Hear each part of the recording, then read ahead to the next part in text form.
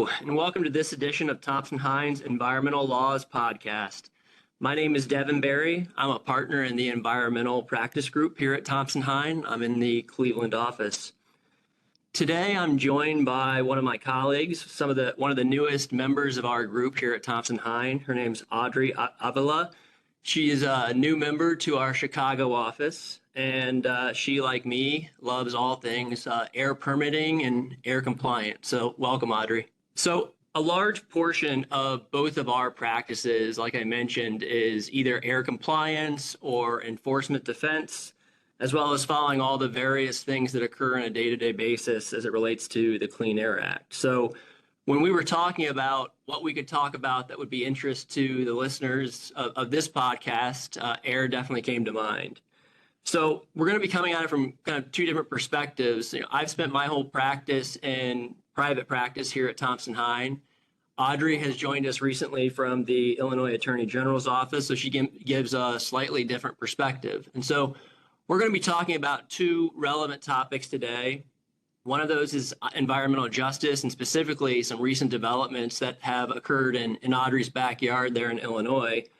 And then talking on the federal level on some changes that have recently occurred as it relates to the National Ambient Air Quality Standards for PM 2.5.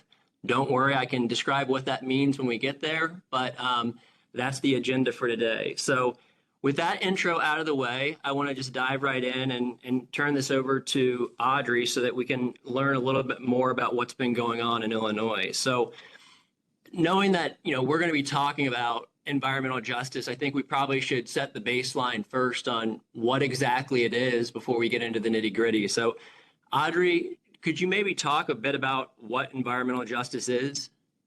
Yeah, so environmental justice, the U.S. EPA definition, and I'm paraphrasing a little bit, is the just treatment and meaningful involvement of all people, so regardless of their background, income, race, disability, in government decision-making and activities to protect against disproportionate health and environmental impacts.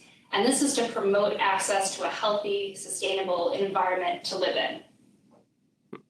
So, I mean, that sounds like ultimately it's something that's been around for quite a while. I guess, can you explain a little bit of the history of what environmental justice is from a historical perspective?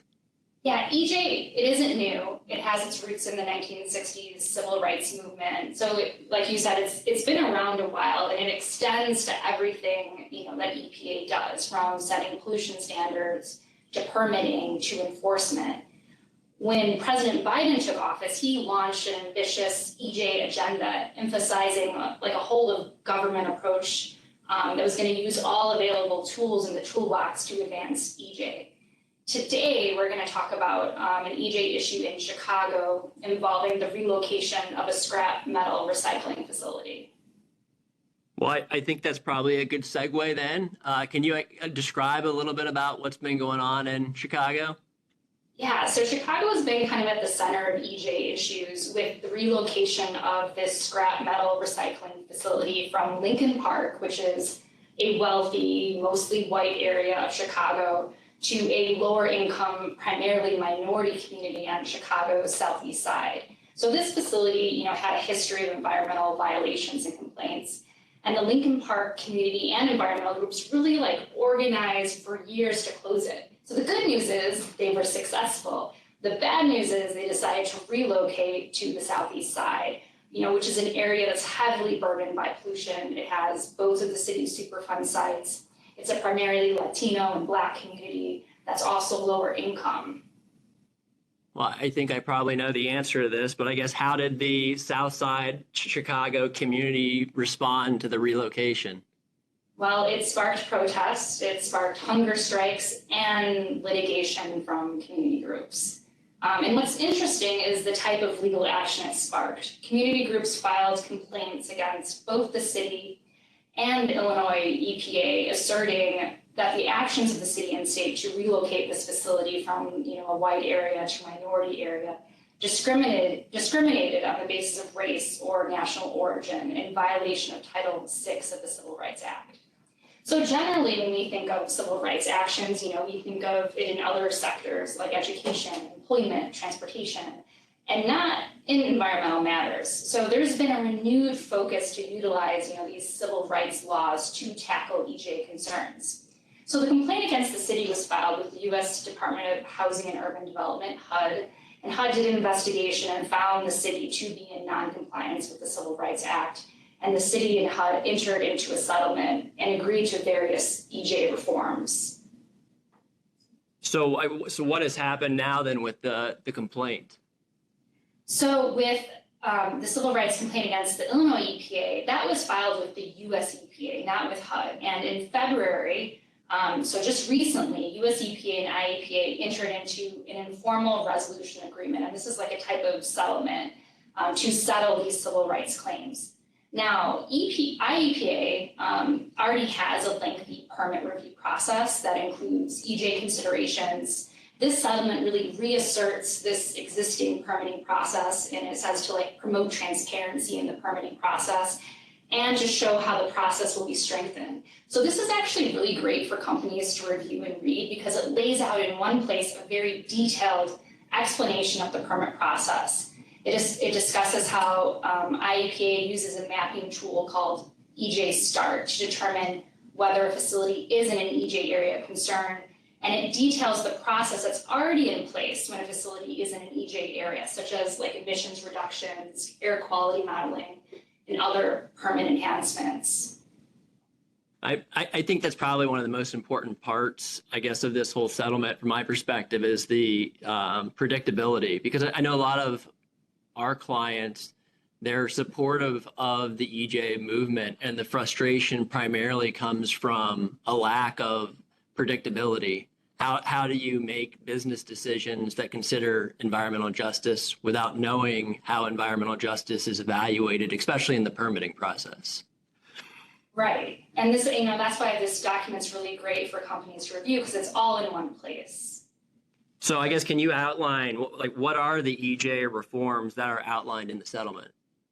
So the settlement strengthens civil rights in EJ in the IEPA permit process, and IEPA commits to revise its EJ notification letter. And this is really important because the letter informs the public to their rights of public participation in the process, such as the right to public hearings.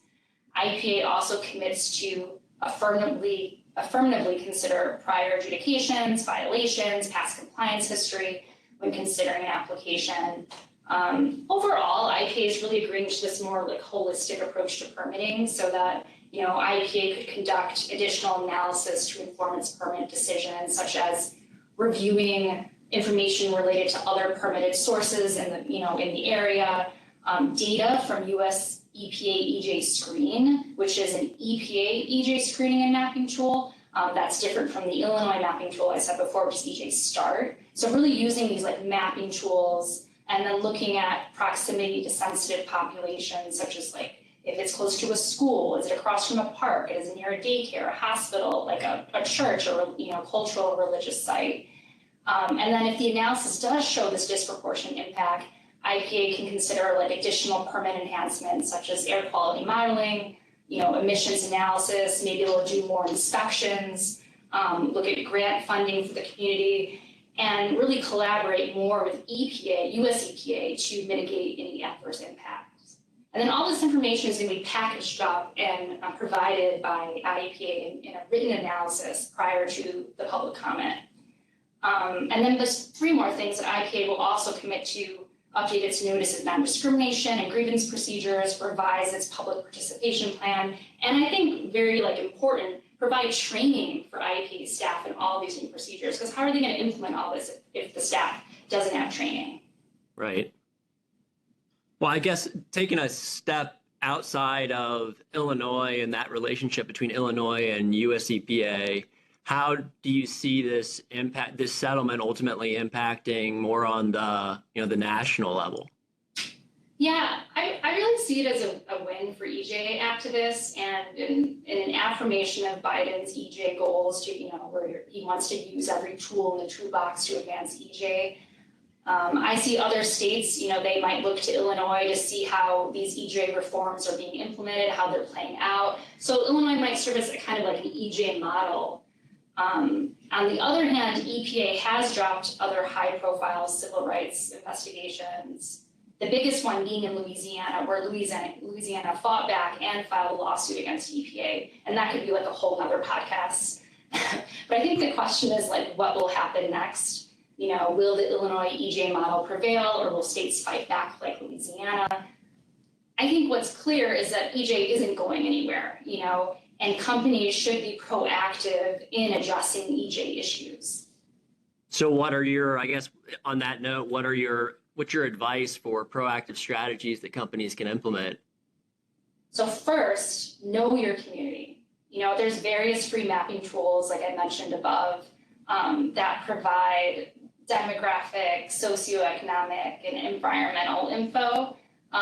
So check to see if your city or your state has its own mapping tool, EJ mapping tool. Illinois, like I said, has EJ Start. EPA has EJ Screen.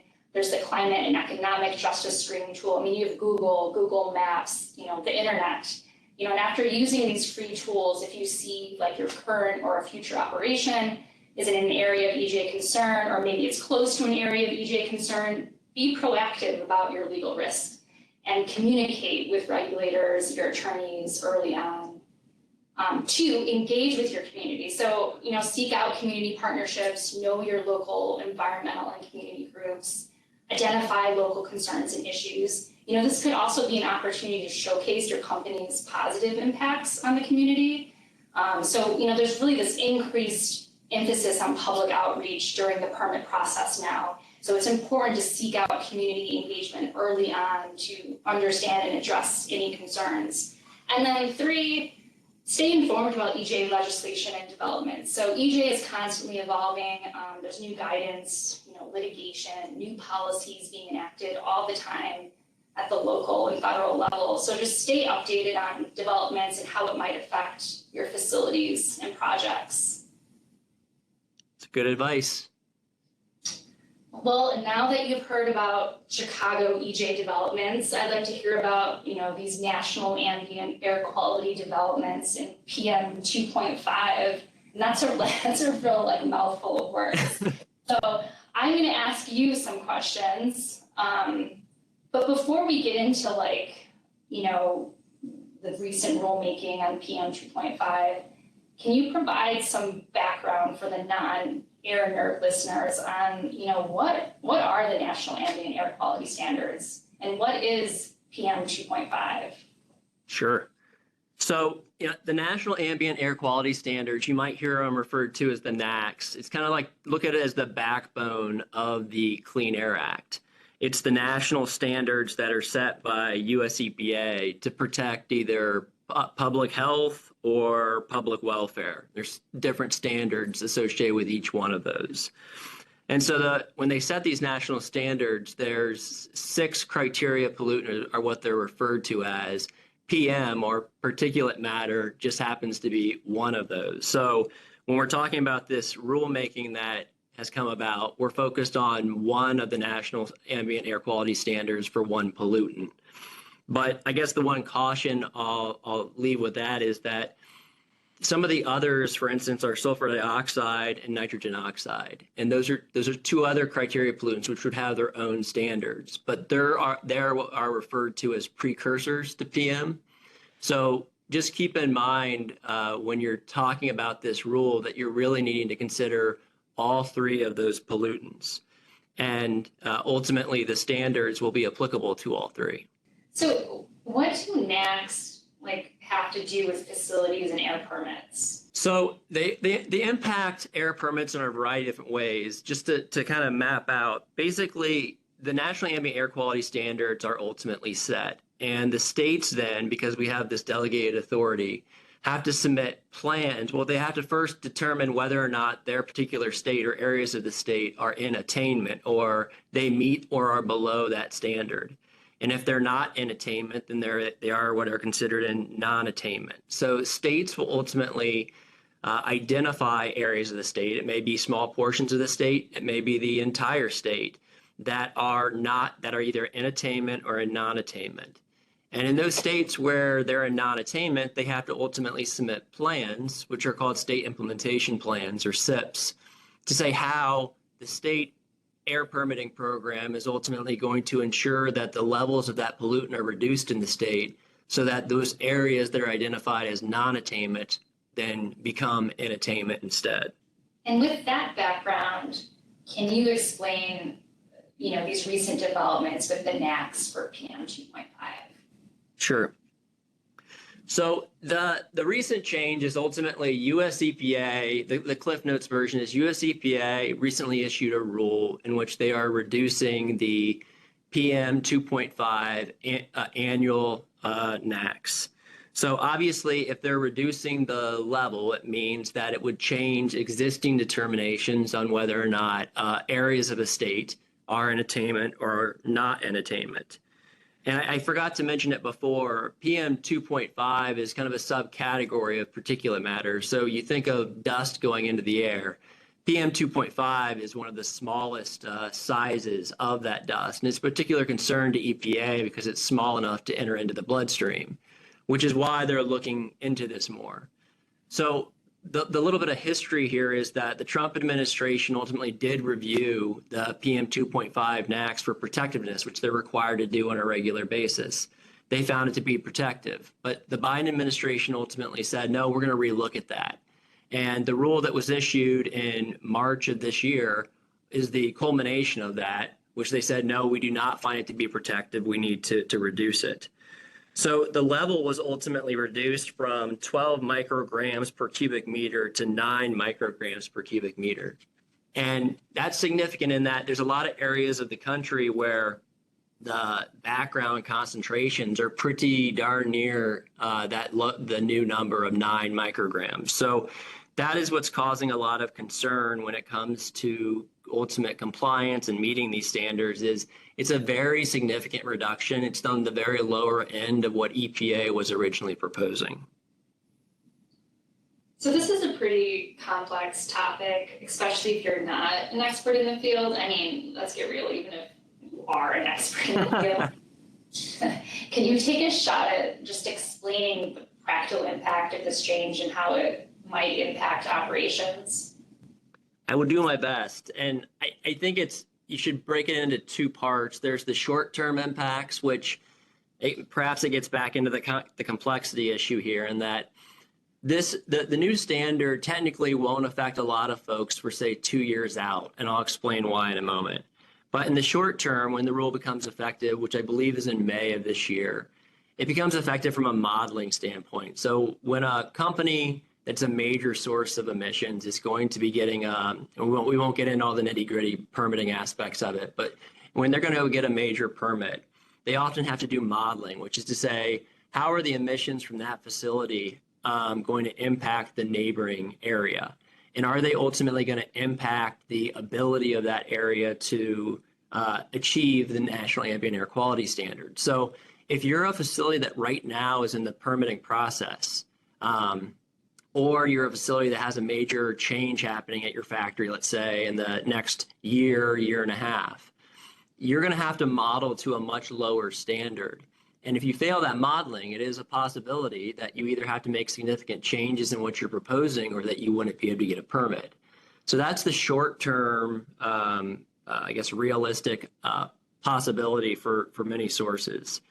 In the longer term, it's going to go into that process that I mentioned before where states, they now see that they've got this new standard. They have basically 2 years to say what areas of the state are in attainment with this lower number or not in attainment.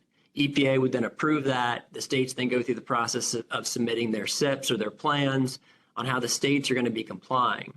So what's it mean to the permitted community? Well, those SIPs ultimately are going to be proposing things like additional pollution controls, additional limitations and permits. So when we get post 2 years out from this rule being fully implemented, that's when you're going to start seeing some changes in permits, especially in areas and non-attainment areas. And then the other issue, and this again does get into the complexities of air permitting, but if you're a facility in a non-attainment area, and you may be in attainment right now, but you'd be redesignated, you fall subject to a different kind of permitting program called non-attainment new source review. And if you're falling into that, the modeling becomes much more difficult. You have to offset emissions that you're increasing for a project, which you can imagine if you're trying to expand a factory, you're going to inherently have some increased emissions. So if you're having to offset all of those emissions, it's another consideration. And then lastly, there's pollution control requirements, which essentially say that you have to put pollution control devices on, even if economically it may not make the most amount of sense. So it's a very strict draconian air permitting program if you fall into that non-attainment situation. So it's something to definitely track for anyone that thinks they may end up in one of these areas that are reclassified at the end of this process. So is there anyone specific that should be paying attention, like certain facilities or like if you have certain emissions? Who should be paying attention to this rule? Well, I think the overly loyally conservative thing to say would be everyone needs to be concerned about it, because who knows what's going to be happening in your operations in 2 years. You may be wanting that big expansion, but knowing that that's not a very useful response, I think the people that are needing to look at this most right now are those facilities or companies that already have fairly high PM emissions, sulfur dioxide emissions, and NOx emissions. Because those, again, are, if you're a high emitter of those particular compounds, it could impact that modeling aspect.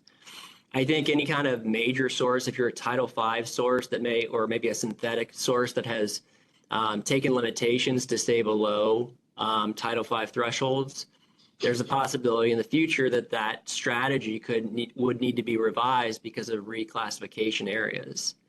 And then, again, when I say major sources, I'll say PSD sources, those are also folks that are going to be immediately impacted by this rule.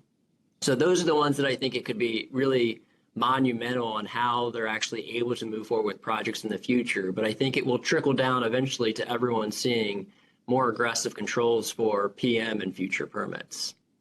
Does that give you everything you ever wanted and didn't want to know about PM 2.5? Everything and more. But also with lots of questions remaining. But I think that's enough for today, and I appreciate answering all my questions. Absolutely. Well, and so that concludes, we tried to keep this fairly short and sweet. I think we could probably talk for another hour on both of these topics, and just stay tuned for more updates from Audrey and myself, as air developments will not be stopping anytime soon, and I'm sure they're going to continue to be very relevant to most, if not all, the listeners of this podcast. Thanks for listening.